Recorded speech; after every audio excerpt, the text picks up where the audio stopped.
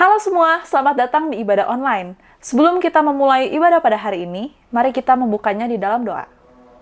Tuhan Yesus, terima kasih untuk hari ini. Sekarang kita akan memulai ibadah pada hari ini dan biarlah Roh Kudus-Mu yang memimpin dari awal hingga akhirnya. Dalam nama Tuhan Yesus kami berdoa. Amin.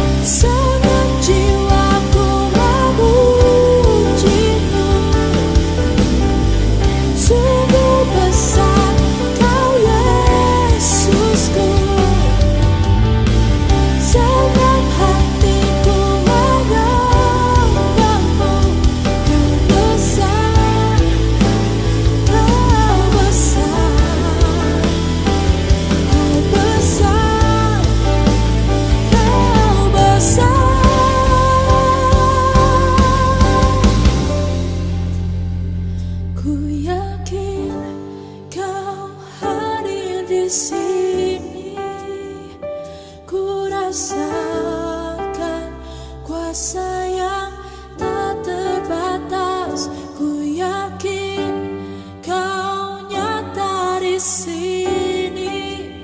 Kemenangan terjadi di sini. Kesembuhan terjadi di sini. Kelepasan terjadi di sini.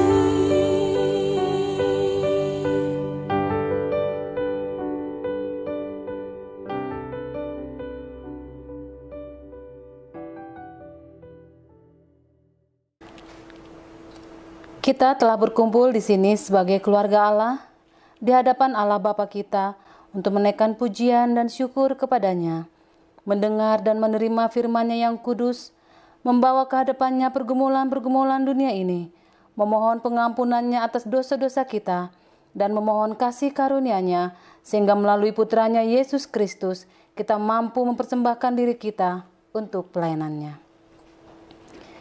Jika kita berkata bahwa kita tidak berdosa, maka kita menipu diri kita sendiri, dan kebenaran tidak ada di dalam kita.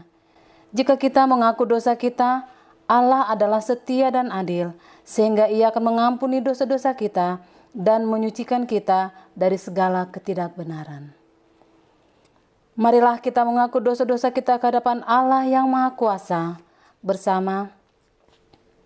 Allah yang Maha Kuasa, Bapa Surgawi, kami telah berdosa terhadap Engkau dan terhadap sesama kami di dalam pikiran, perkataan, dan perbuatan, melalui kelalaian, kelemahan, dan kesalahan yang disengaja.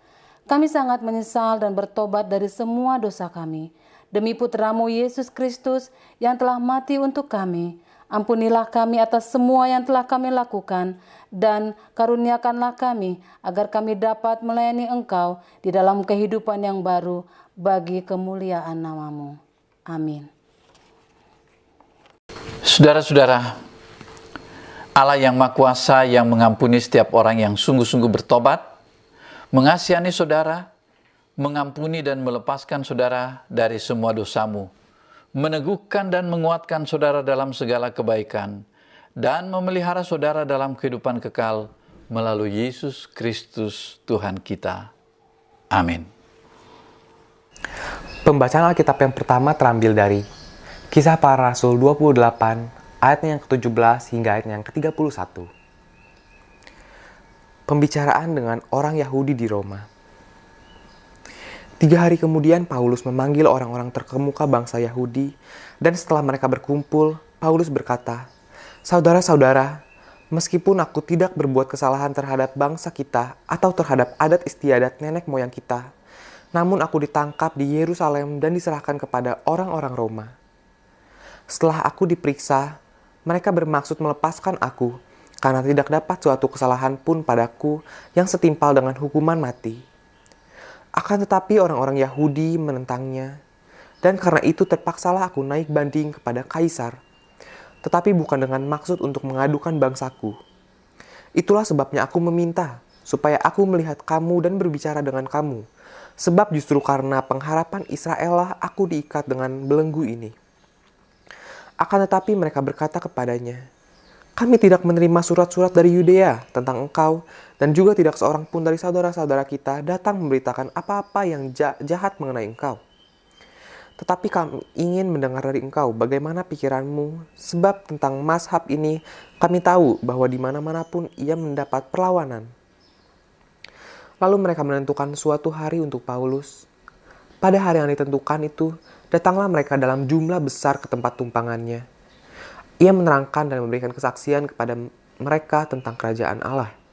Dan berdasarkan hukum Musa dan kitab para nabi, ia berusaha meyakinkan mereka tentang Yesus. Hal itu berlangsung dari pagi sampai sore. Ada yang dapat diyakinkan oleh perkataannya, ada yang tetap tidak dapat dipercaya. Maka bubarlah pertemuan itu dengan tidak ada kesesuaian di antara mereka. Tetapi Paulus mengatakan perkataan yang satu ini, "Tepatlah firman yang disampaikan Roh Kudus kepada nenek moyang kita dengan perantaraan Nabi Yesaya. Pergilah kepada bangsa ini dan katakanlah, Kamu akan mendengar dan mendengar, namun tidak mengerti. Kamu akan melihat dan melihat, namun tidak menangkap. Sebab hati bangsa ini telah menebal, dan telinganya berat mendengar, dan matanya melekat tertutup, supaya jangan mereka melihat dengan matanya, dan mendengar dengan telinganya, dan mengerti dengan hatinya, lalu berbalik sehingga aku menyembuhkan mereka. Sebab itu kamu harus tahu bahwa keselamatan yang daripada Allah ini disampaikan kepada bangsa-bangsa lain, dan mereka akan mendengarnya. Dan setelah Paulus berkata demikian, pergilah orang Yahudi itu dengan banyak perbedaan paham antara mereka. Dan Paulus tinggal 2 tahun penuh di rumah yang disewanya sendiri itu. Ia menerima semua orang yang datang kepadanya dengan terus terang dan tanpa rintangan apa-apa yang memberitakan kerajaan Allah dan mengajar tentang Tuhan Yesus Kristus. Demikianlah firman Tuhan.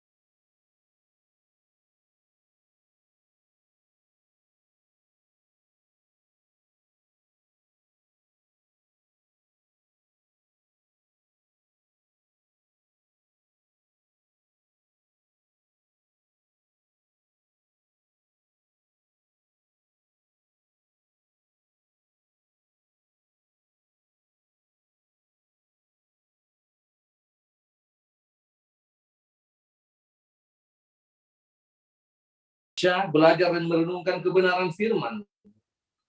Karuniakan Roh Kudus memenuhi hati pikiran kami, sehingga kami mengerti dan mampu melakukan firman-Mu.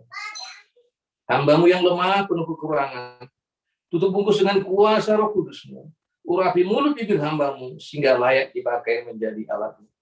Kami serahkan waktu ini ke dalam tangan-Mu, dalam nama Yesus Kristus, Tuhan dan Juru Selamat kami yang hidup. Amin.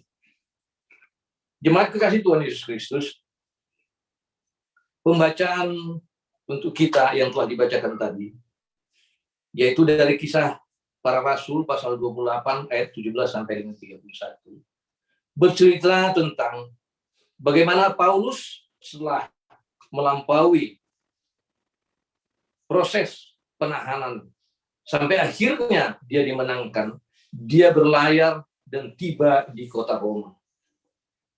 Di Roma, dia tetap konsisten, tetap rindu untuk melanjutkan kebenaran, penyampaian kebenaran firman Tuhan, untuk menyaksikan tentang Kristus. Oleh karena itu, setelah 3 hari di sana, dia mengundang orang-orang terkemuka di antara bangsa Yahudi di sana, dengan maksud untuk mengadakan pembelaan diri bahwa apa yang dia lakukan adalah tidak melanggar peraturan atau hukum nenek moyang mereka. Dengan maksud meyakinkan mereka, tidak ada niatan dia kecuali memberitakan tentang Yesus yang telah mati, bangkit untuk kita, untuk semua orang-orang yang percaya kepadanya. Namun, setelah dia bertemu dengan para pemuka itu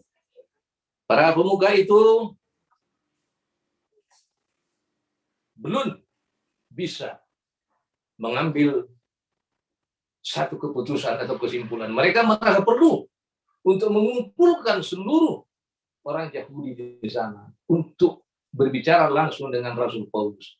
Oleh karena itu, dicarilah waktu yang tepat bagi mereka berkumpul.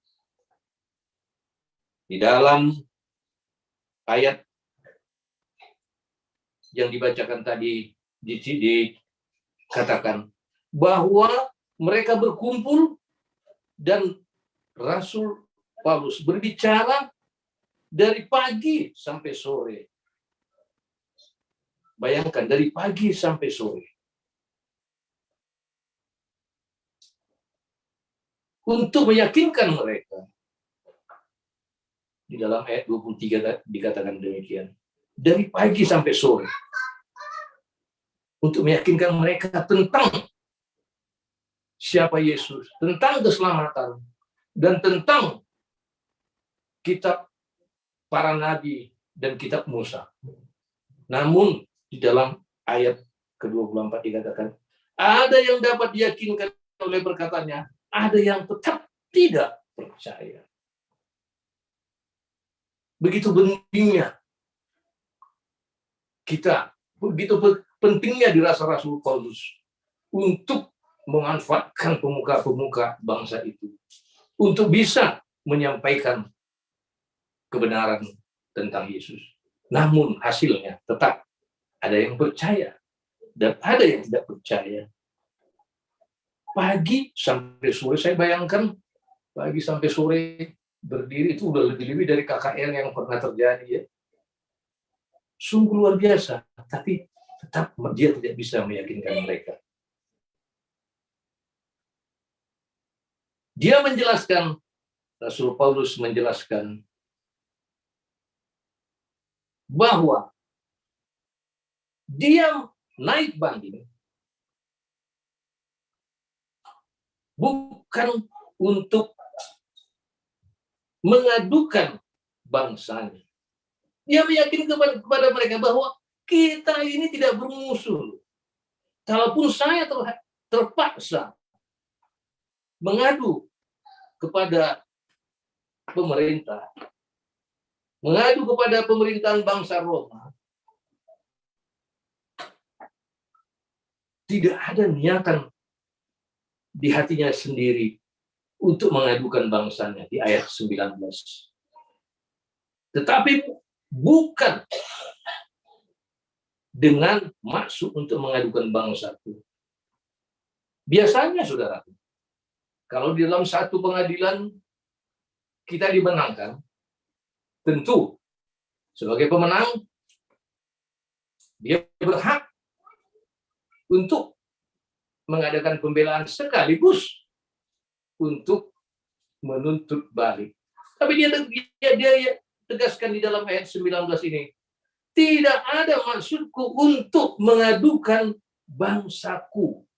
Jadi dia tidak akan naik banding, dia tidak akan pergi ke pengadilan kalau tidak terpaksa. Dia ditahan, diadukan, melanggar adat istiadat, melanggar perintah nenek moyang mereka, sehingga dia ditahan. Dan sebagai seorang seorang pribadi, dia wajib untuk membela diri. Terlebih ketika dia merasakan tanggung jawab dia tentang pemberitaan firman Tuhan belum selesai. Dia wajib membela diri sehingga kelak kalau saya bebas, saya bisa melanjutkan pemberitaan tentang Tuhan. Nah, Bapak Ibu, setelah dari pagi sampai sore tidak ada kesesuaian di antara mereka. Kemudian dia mengatakan kepada mereka, setelah mereka bubar, setelah tidak ada kesesuaian, dikatakan, dia sampaikan tentang nubuat Nabi Yesaya mengenai bangsa ini. Kamu akan mendengar dan mendengar, namun tidak mengerti. Kamu akan melihat dan melihat, namun tidak menanggap. Sebab hati bangsa ini telah menebal dan telinganya berat mendengar dan matanya melekat tertutup. supaya jangan mereka melihat dengan matanya dan mendengar dengan telinganya dan mengerti dengan hatinya, lalu berbalik sehingga aku menyembuhkan mereka. Sungguh, saudara, adalah satu perjuangan yang sangat berat untuk berbicara kepada orang-orang yang telah menebalkan hatinya, yang telah menutup telinganya,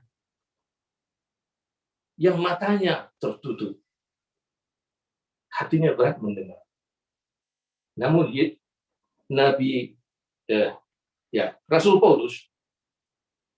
Rasul Paulus tetap tidak putus asa.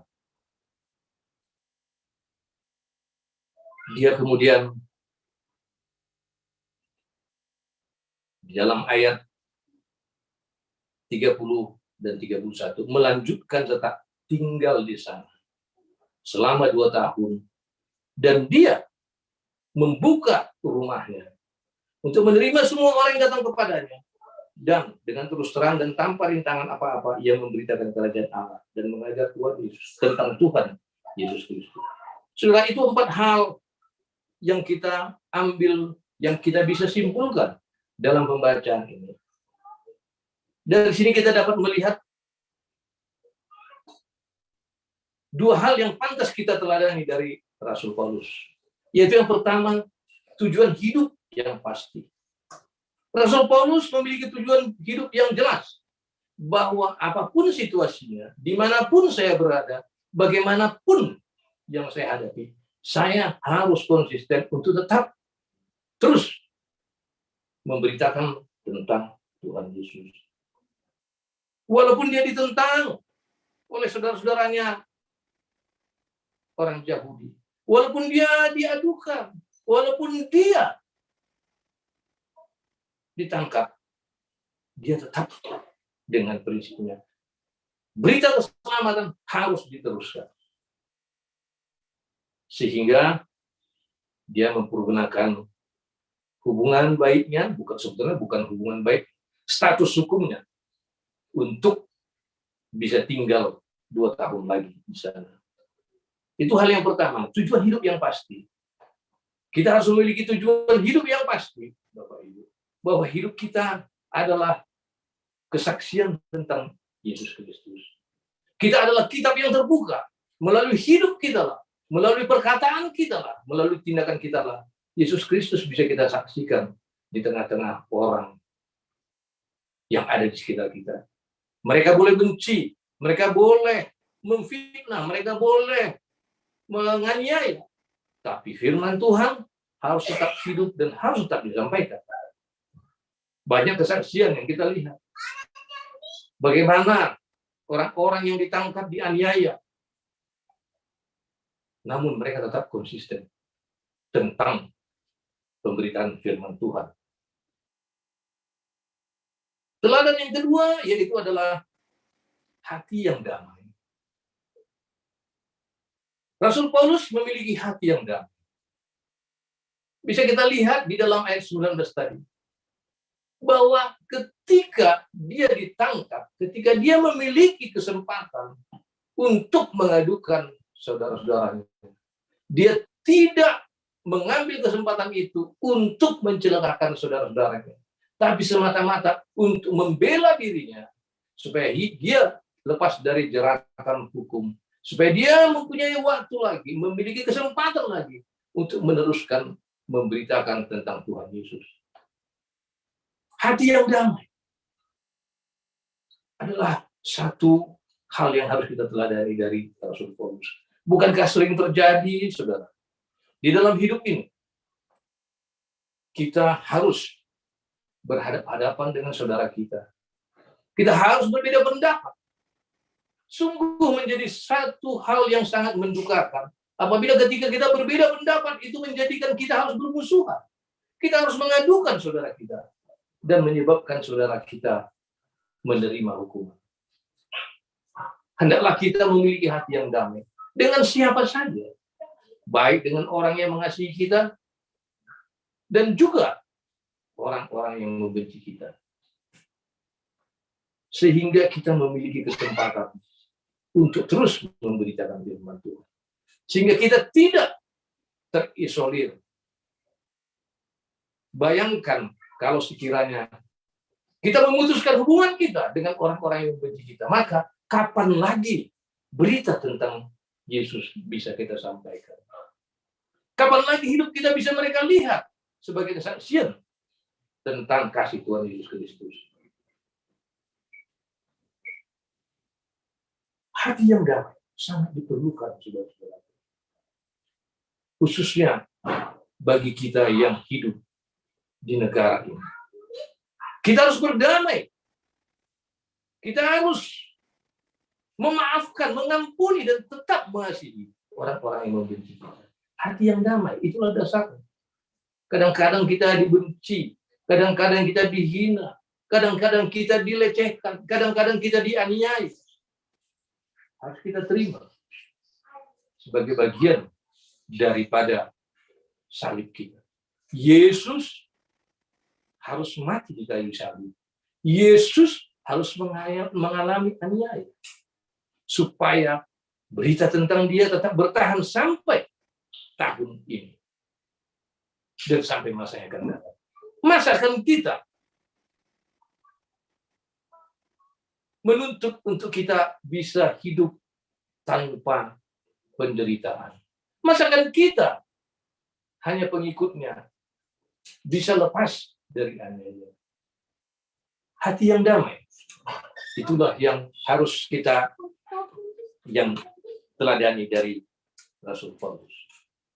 Ketika kita datang di satu daerah, ketika kita meminta izin untuk beribadah, mungkin ada hambatan, mungkin ada halangan, kita tetap harus berdamai dengan mereka. Jangan jadikan mereka musuh kita, tetap jadikan mereka sahabat dan saudara kita. Agar kasih Kristus bisa dinyatakan. Itulah yang membedakan kita dengan manusia-manusia dan dunia. Hidupmu adalah kitab yang terbuka. Melalui hidup kita inilah kasih Yesus bisa dilihat oleh orang lain. Melalui hidup kita lah pengampunan yang kita berikan. Orang bisa melihat bagaimana Yesus mengampuni orang-orang menganiaya dan membunuh dia. Ada banyak kesaksian kita dengar. Ada banyak kesaksian kita tonton. Ada banyak kesaksian kita baca. Bagaimana anak-anak Tuhan yang memberitakan tentang Injil harus mengalami aniaya, tapi mereka tetap teguh di jalan mereka. Mereka tetap mengasihi, mengampuni, bahkan mendoakan orang-orang yang menganiayanya. Sebab itulah yang diajarkan Tuhan Yesus. Ketika dia dianiaya, apa yang dia katakan? Bapa, ampunilah mereka, karena mereka tidak tahu apa yang mereka lakukan. Karena kalau mereka tahu bahwa mereka menganiaya orang-orang yang ingin menyatakan kasih Tuhan, tentu mereka tidak melakukan aniaya itu.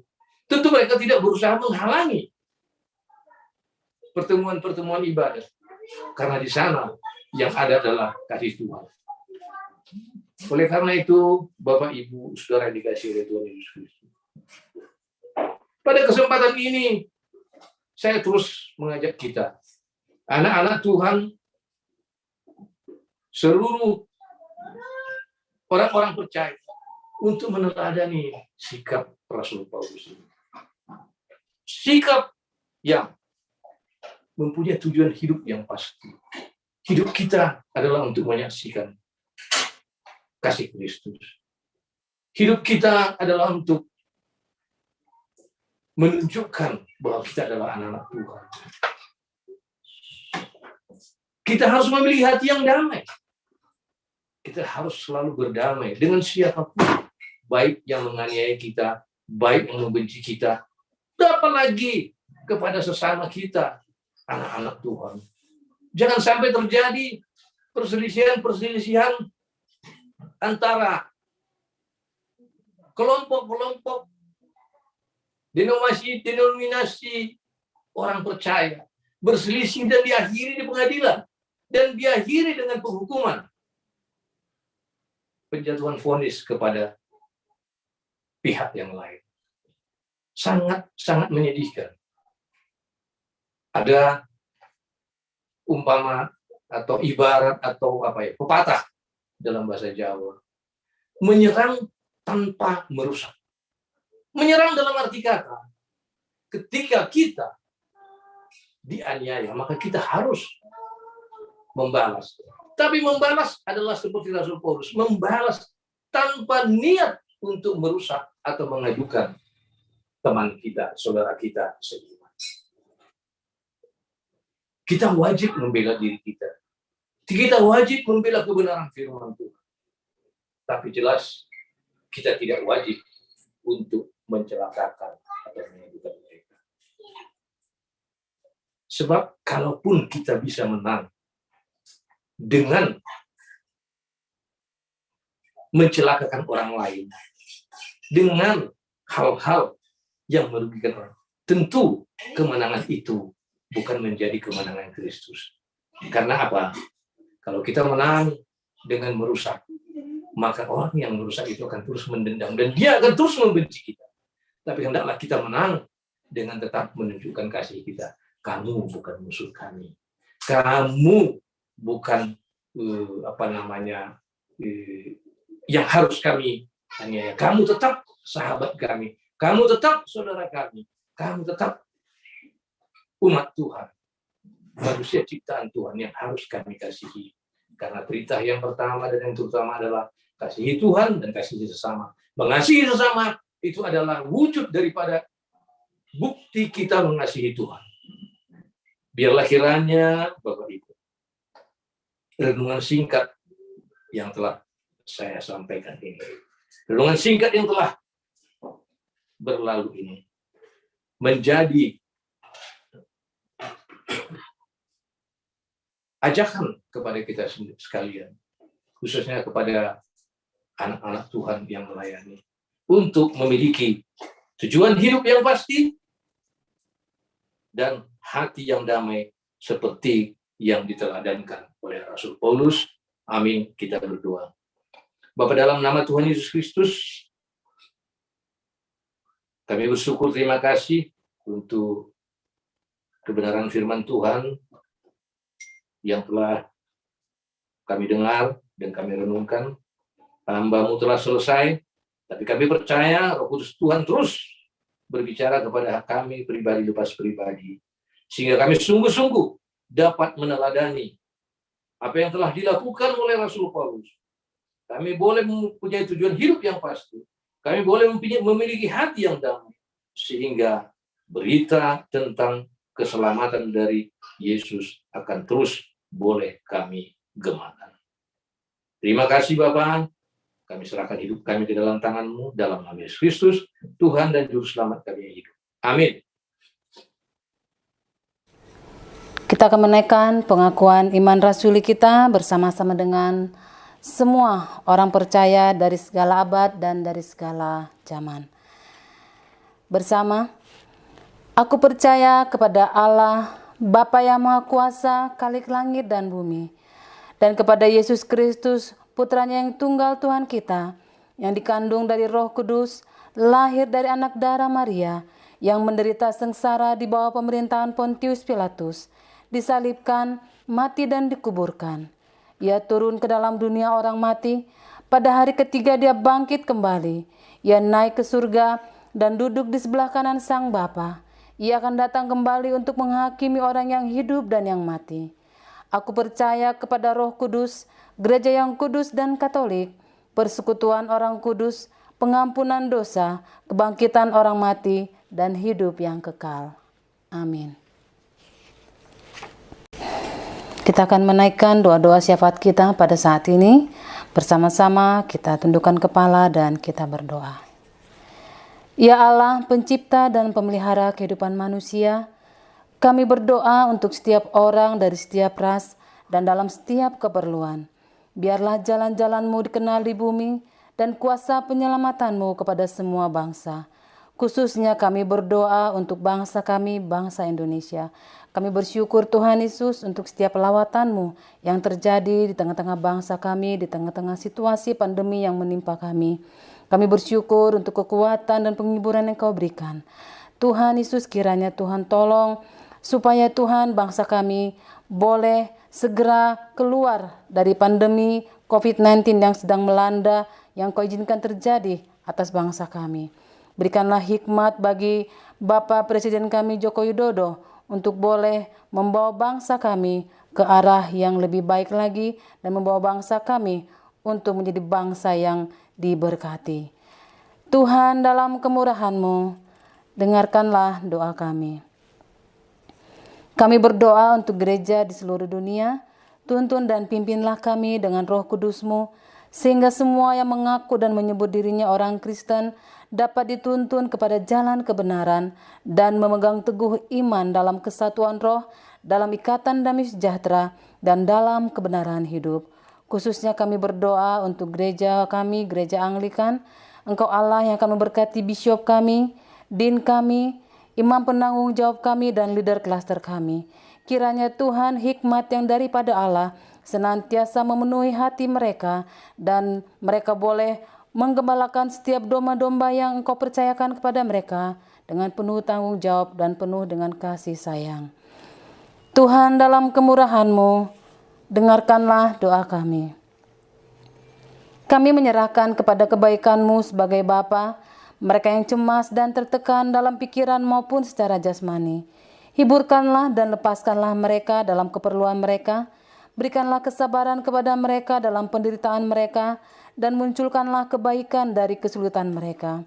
Khususnya kami berdoa untuk seluruh umat Tuhan dimanapun berada, kiranya penghiburan, kekuatan, dan penyertaan Allah senantiasa bersama-sama dengan mereka. Secara khusus untuk sidang jemaat Tuhan yang ada di Jemaat Saint Paul, Tuhan memberkati dan senantiasa yang akan memberkati dalam segala kebutuhan, keperluan di tengah-tengah situasi yang mereka hadapi saat ini. Tuhan yang senantiasa membukakan jalan. Bapa yang Maha Pengasih, terimalah doa-doa ini demi Putra-Mu Juru Selamat kami Yesus Kristus yang telah mengajarkan kami berdoa. Bapa kami yang di surga, dikuduskanlah nama-Mu, datanglah kerajaan-Mu, jadilah kehendak-Mu di bumi seperti di surga. Berikanlah kepada kami pada hari ini makanan kami yang secukupnya, dan ampunilah kami akan kesalahan kami, seperti kami juga mengampuni orang yang bersalah kepada kami. Dan janganlah membawa kami ke dalam pencobaan, tetapi lepaskanlah kami daripada yang jahat. Karena Engkau-lah yang mempunyai kerajaan dan kuasa dan kemuliaan sampai selama-lamanya. Amin.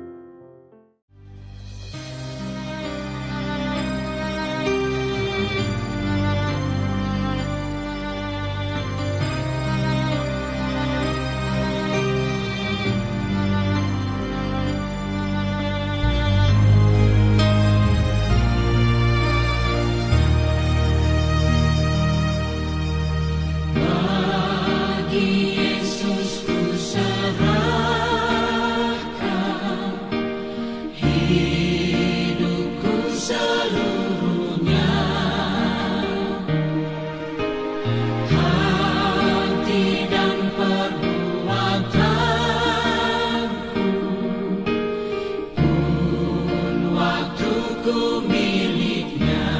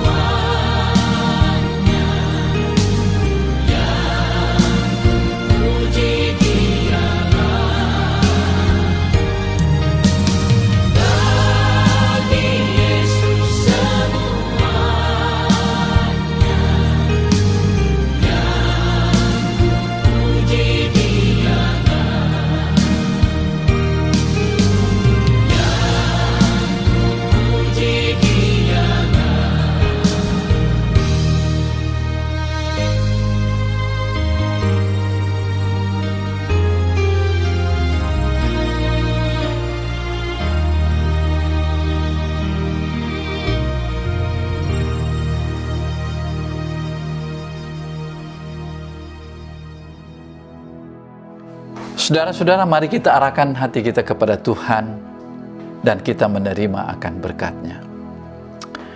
Kasih karunia Tuhan kita Yesus Kristus dan kasih Allah dan persekutuan Roh Kudus menyertai saudara sekalian senantiasa. Amin. Terima kasih telah mengikuti ibadah pada hari ini. Untuk melihat video ibadah sebelumnya, Anda dapat mengunjungi YouTube kami di HTBC Church. Untuk informasi lebih lanjut, Anda dapat mengunjungi di website kami di www.holytrinitybandung.com. Sampai jumpa!